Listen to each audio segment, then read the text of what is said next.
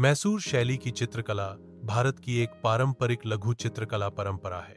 यह 16वीं-17वीं शताब्दी के आसपास दक्षिण भारत के मैसूर, कर्नाटक क्षेत्र में विकसित हुई।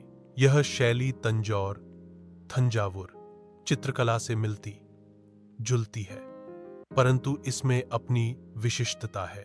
मैसूर चित्रकला में अपनी विशिष्टता और सौंदर्य बोध है। यह चित्रकला परंपरा आज भी जीवित है और भारतीय कला में महत्वपूर्ण स्थान रखती है। मैसूर शैली का विकास विजयनगर साम्राज्य के पतन के बाद वाडियार राजाओं के संरक्षण में हुआ। 17वीं-18वीं शताब्दी में इसे राजदरबार, मंदिरों और धार्मिक अनुष्ठानों में प्रमुख स्थान मिला।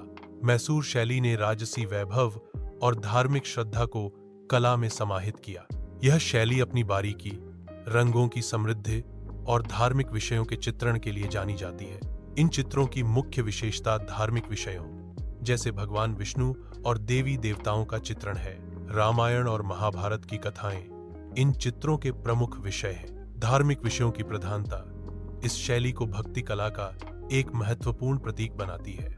इन चित्रों में धार्मिक कहानियों का चित्रण भक्ति और श्रद्धा को दर्शाता है।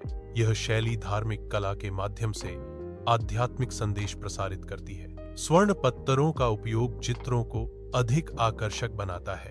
स्वर्ण आभूषणों का प्रयोग चित्रों को मूल्यवान बनाता है। स्वर्ण अलंकरण चित्रों में सुंदरता और भव्यता जोड़ता है। चित्रों में स्वर्ण का प्रयोग उन्हें कलात्मक रूप से बढ़ाता है। चित्र कागज, लकड़ी, कपड़े या हाथी दांत जैसी विभिन्न सामग्रियों पर बनाए जाते थे।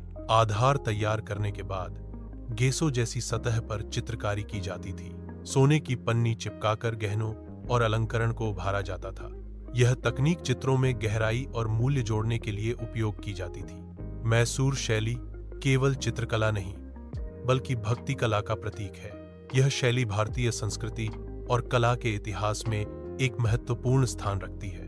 आज भी मैसूर में इसे जीवित परंपरा के रूप में कलाकार आगे बढ़ा रहे हैं। मैसूर शैली की चित्रकला में धार्मिक और सांस्कृतिक महत्व है। यह शैली भारतीय कला के इतिहास में एक अमूल्य विरासत है।